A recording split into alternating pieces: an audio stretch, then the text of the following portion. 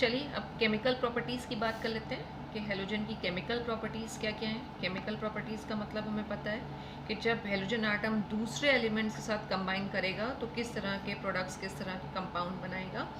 इसी में सबसे पहली प्रॉपर्टी है ऑक्सीडेशन स्टेट्स। नॉर्मल क्लास होती तो मैं आप लोगों से क्लास में ही बोलती कि ऑक्सीडेशन स्टेट्स निकालिए। आपको बताया गया है, आपको सिखाया गया है कि किस तरह से हम ऑक्सीडेशन स्टेट्स निकालते हैं और ऑक्सीडेशन स्टेट्स क्या होती है। तो चाहे तो आप वीडियो को पॉज कर सकते हैं और आप हेलोजन के लिए ऑक्सीडेशन स्टेट फाइंड आउट कर सकते हैं कि ऑक्सीडेशन स्टेट्स क्या आएंगी हेलोजन की। ऑक्सीडेशन स्टेट होती क्या है, रिडॉक्स के चैप्टर में हमने पढ़ा है कि it is a charge present on an element in combined state. We know that halogens are short of one electron only to get stable noble gas configuration. अब कैसे मिलता है एक इलेक्ट्रॉन इनको? They get this either by sharing or accepting electron from other elements. So whenever these halogens combine with less electronegative element, they show an oxidation state of -1. -1. All halogen shows an oxidation state of -1. Right तो कौन कौन सी और oxidation states और आएंगी, तो हम उसकी बात करें तो ये ऑक्सीडेशन स्टेट जो है वो वेरी करती है -1 से +7. Fluorine is the most electronegative element of periodic table and it is not having any d orbitals, therefore it shows an oxidation state of -1 only. It does not show any higher oxidation state. Fluorine shows -1 oxidation state only and does not show higher oxidation states. Higher oxidation states, तो अगर आपसे पूछ लिया जाता है कि fluorine की higher oxidation states क्यों नहीं आती हैं, +3 क्यों नहीं शो करता, +5 क्यों नहीं शो करता क्लोरीन की तरह, तो the answer is it is not having, does not show higher oxidation state because it is not having d orbital, not having d orbital. d orbital Cl, Br and I shows higher oxidation state of +3, +5 and +7. अब यहाँ पे भी कुछ points याद करने वाले हैं कि Br, bromine, does not show +7 oxidation state and no compounds of iodine is available or present with an oxidation state of +6. The reasons are given in notes. You can refer or you can go through that notes. So the summary is that among all the halogen atoms, only chlorine shows all possible oxidation state, that is from -1 to +7. Let's find out the oxidation state of chlorine. Atomic number is 17. If we write the electronic configuration of this, so neon and then 3s2 3p5. We will draw the orbital diagram with the help of boxes. So this picture will come 3p5 1 2 3 4 5 and 3d is empty. 3d is empty. So only one unpaired electron is present. One unpaired electron is present, therefore it can show an oxidation state of -1 or +1. This will happen in ground state of chlorine. If we talk about its first excited state, so the electron will promote from 3p to 3d and we will get this kind of orbital diagram. This is 3s, now 3p and 3d, 3p and 3d. So one electron from this orbital will promote to 3d, will be having 3 unpaired electron 3 unpaired electron, so it will show an oxidation state of +3 oxidation state will come. Similarly, in second excited state, chlorine will show an oxidation state of +5 because it will be having now 5 unpaired electrons. And in third excited state, chlorine will show an oxidation state of +7 because of the presence of 7 unpaired electron. Let's do a quick exercise of finding out oxidation state of Cl in number 1 HCl. We know here it will be -1. Let's take any other example, say ClO. So you have to find out the oxidation state of Cl. So we will assume the oxidation state of Cl as X. Hydrogen will be +1, oxygen will be -2, and it will form an algebraic equation. So the answer will come X is equal to +1. That means in HClO, chlorine shows an oxidation state of +1. Similarly, in ClF3, we have to find out the oxidation state of Cl. So we will assume it as X, unknown, F will be -1. We will form algebraic equation, X minus 3 is equal to 0, X is equal to +3. So in ClF3, Cl shows an oxidation state of +3. Now you find out the oxidation state of Cl in HClO4 and HClO3. चलिए अब next property पे move on करते हैं और next property लेते हैं कि जब हेलोजन हाइड्रोजन के साथ रिएक्ट करते हैं तो क्या होता है। तो रिएक्शन विद हाइड्रोजन चैप्टर में हमने कर रखा है कि हाइड्रोजन पीरियोडिक टेबल के हर एलिमेंट के साथ कंबाइन हो जाता है, और जब ये पी ब्लॉक के एलिमेंट्स के साथ कंबाइन होता है तो ये कोवेलेंट हाइड्राइड्स बनाता है। यहाँ ग्रुप 17 के साथ जब ये कंबाइन होगा तो भी कोवेलेंट हाइड्राइड बनाएगा, और इनको हम बोलते हैं हाइड्रोजन हेलाइड्स। यानी जब हाइड्रोजन और हेलोजन आपस में कंबाइन करते हैं तो हमारे पास प्रोडक्ट आता है hydrogen halide, or we can write this way, H2 plus X2 gives 2HX. This HX, where H is hydrogen and X is halogen, so HX can be HF. If halogen atom is fluorine, it will be HF. It can be HCl, it can be HBr, and it is HI. अब इनकी properties, इनकी मतलब hydrogen halides की जो properties हैं वो बहुत ही important हैं, आपसे बहुत ही क्वेश्चंस पूछे जाते हैं, और आपको इनकी प्रॉपर्टीज़ बहुत अच्छे से क्लियर होनी चाहिए कि इनकी प्रॉपर्टीज़ किस तरह से आती हैं। जैसे अगर हम बात करें फर्स्ट प्रॉपर्टी की हाइड्रोजन हेलाइड्स की प्रॉपर्टी क्या है, तो अगर हम HF को छोड़ दें, यानी कि except HF, all are gases. अब why HF all are gases and HF is a liquid. This question you have done in chemical bonding also, कि why HF is a liquid whereas HCl is a gas. तो HF is a liquid because of correct hydrogen bonding. Because of hydrogen bonding, जो chemical bonding का एक universal answer था, कहीं भी लिख दो हाइड्रोजन बॉन्डिंग, लेकिन यहाँ पे आंसर हाइड्रोजन बॉन्डिंग ही है कि HF एक लिक्विड होता है बिकॉज ऑफ हाइड्रोजन बॉन्डिंग।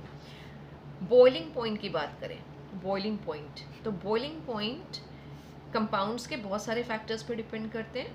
हम जो यहाँ पे फोकस करेंगे वो हम यहाँ पे दो फैक्टर्स के बारे में बात करेंगे, एक मॉलिक्यूलर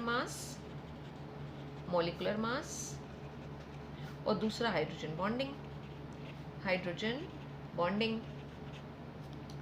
वी नो कि as we move down in the group, जब हम एक ग्रुप में नीचे की तरफ जाते हैं तो मॉलिक्यूलर मासेस बढ़ते हैं। मॉलिक्यूलर मास बढ़ेगा।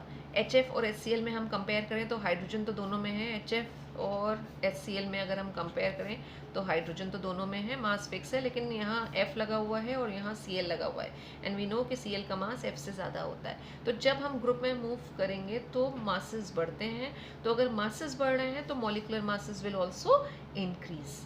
अब जब हम बॉइलिंग पॉइंट की बात करेंगे तो मॉलिकुलर मास और बॉइलिंग पॉइंट में रिलेशनशिप क्या होता है कि as the molecular masses increases, as the molecular masses increases boiling points also increases, right? यानी molecular masses are directly proportional to boiling points, जितना ज़्यादा molecular mass होगा उतना ज़्यादा boiling point होगा। तो अब अगर ये situation हमारे पास है तो फिर इस हिसाब से जो ट्रेंड आना चाहिए boiling point का हाइड्रोजन हैलाइड्स का वो ये होना चाहिए, यानी कि HF का बॉइलिंग पॉइंट सबसे कम होना चाहिए, उसके बाद HCl आएगा, उसके बाद HBr और फिर HI। लेकिन ये ऑर्डर नहीं होता है, ये आपको याद रखना है कि ये ऑर्डर नहीं होता है। The actual order is this.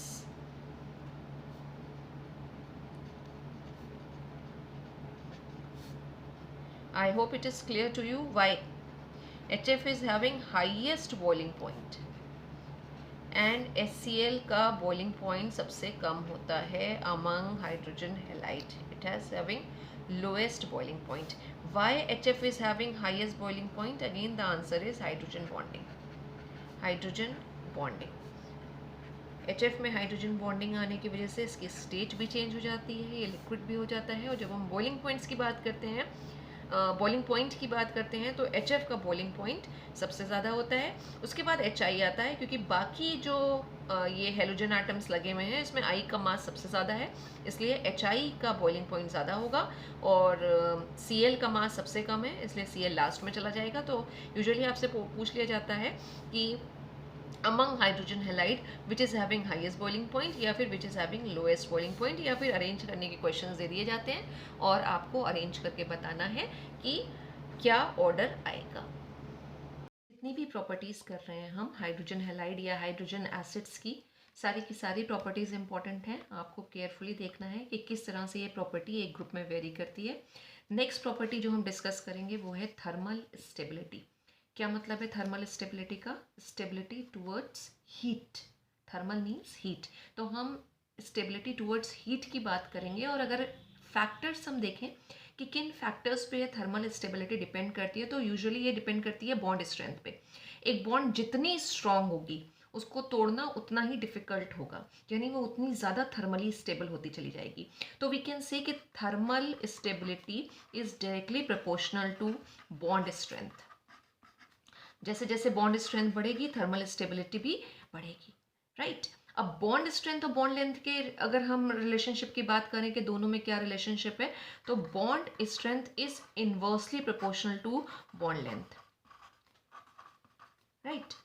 यानी जैसे जैसे बॉन्ड लेंथ बढ़ती चली जाएगी वैसे वैसे बॉन्ड स्ट्रेंथ डिक्रीज करती चली जाएगी।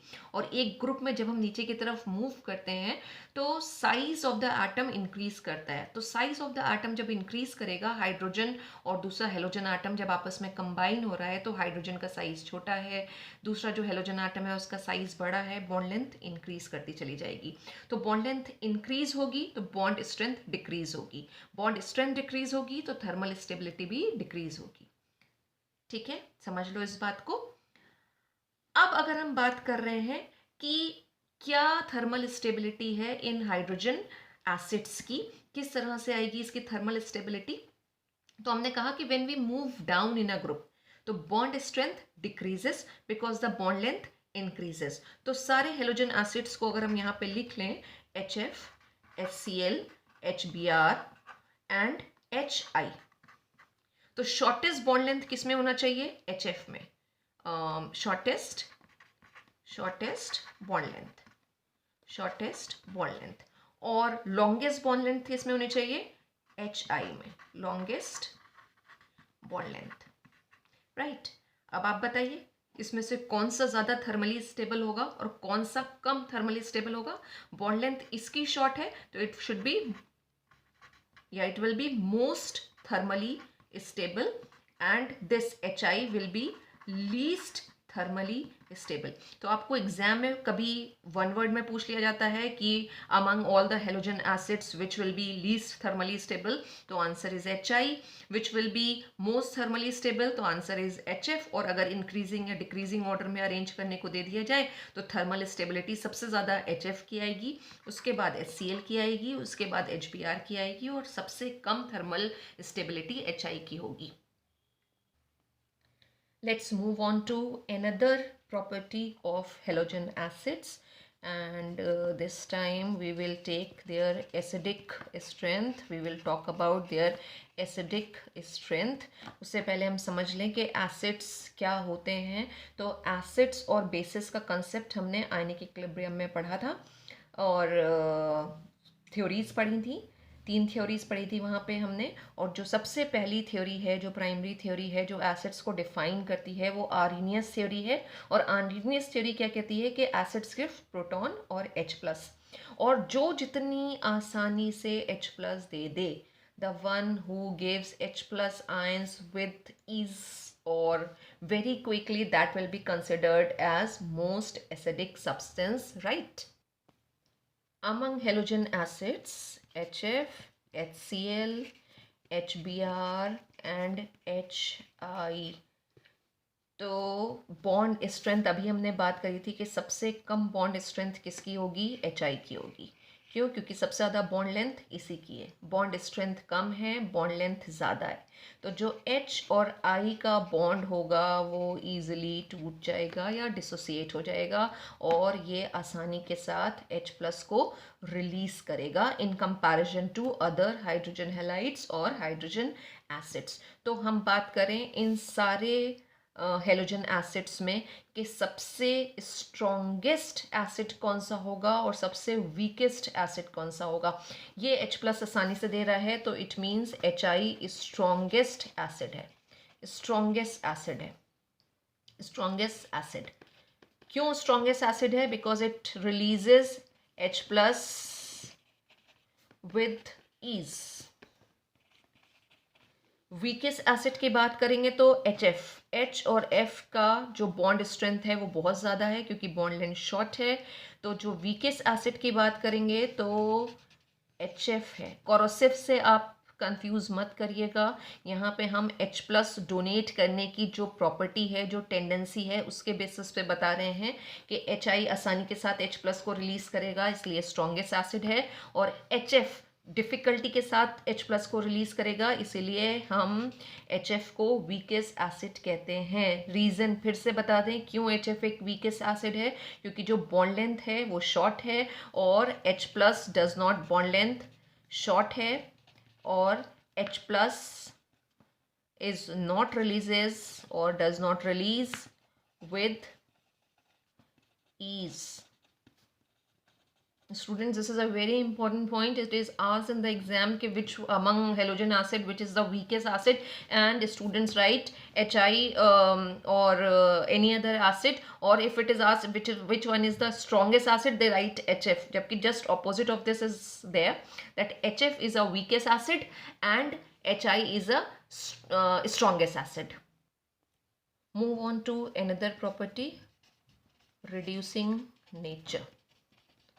Reducing nature, right?